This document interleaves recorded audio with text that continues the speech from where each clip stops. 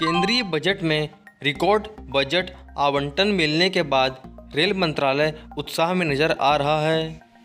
Railway ने आगामी वित्तीय वर्ष में 3 करोड़ 14 लाख डॉलर के नए रोलिंग स्टॉक इंजन और डिब्बे हासिल करने की योजना बनाई है। यह रेलवे के वार्षिक रोलिंग स्टॉक कार्यक्रम 2023 वित्त वर्ष 24 के तहत प्राप्त किया जाएगा।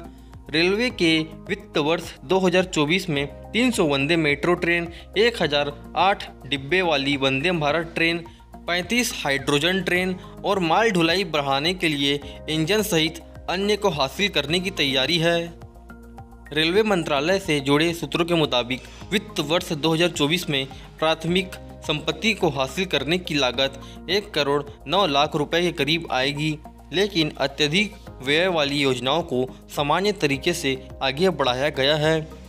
दरअसल रेलवे का 2024 में महंगी योजनाओं जैसे वंदे भारत और हाइड्रोजन ट्रेन को संचालित करना पहली प्राथमिकता है।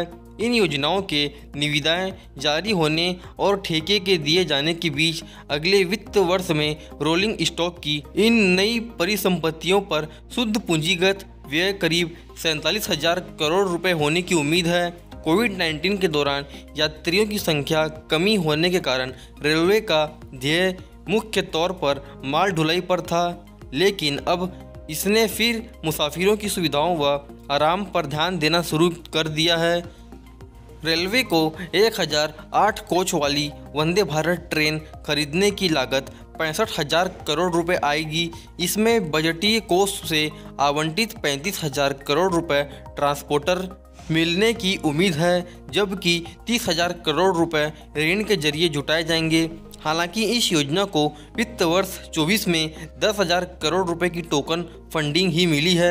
इसके अलावा रेलवे की योजना 27,500 करोड़ रुपए के 10,000 लिंके हाफ मैन बूस LHB डिब्बे हासिल करने की है, जिसके लिए आधी राशि के पूंजीगत व्यय और उधारी को स्वीकृति मिली है। जबकि माल ढुलाई क्षेत्र में रेलवे की योजना 36,000 करोड़ रुपए के 2,000 इंजन हासिल करने की है। इस सिलसिले में सीमेंस को 9,000 HP के इंजन बनाने की निविदा हाल ही में जारी कर दी गई है।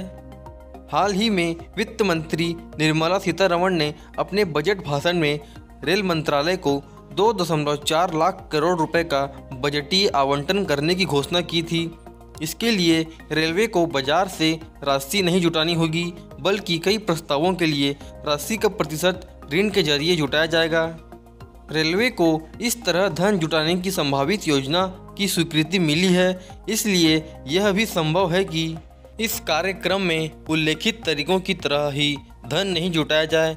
इन परिसंपत्तियों के लिए बड़ी राशि के भुगतान की शुरुआत वित्त वर्ष 2025 में होगी। उस समय में बाजार उधारी से रुपया जुटाया जा सकता है। रेल मंत्री अश्वनी वैष्णव पहले ही वंदे भारत मेट्रो की घोषणा कर चुके हैं। उनकी योजना इस वंदे भारत मेट्रो को देश भर के शहरों के बीच शुरू करने की है। इससे में मुसाफिरों को शहरों के बीच आवाजाही के लिए वैश्विक स्तर की सुविधाएं मिलेंगी। इन मेट्रो की 300 रेक का मूल्य 22,500 करोड़ रुपए आएगा।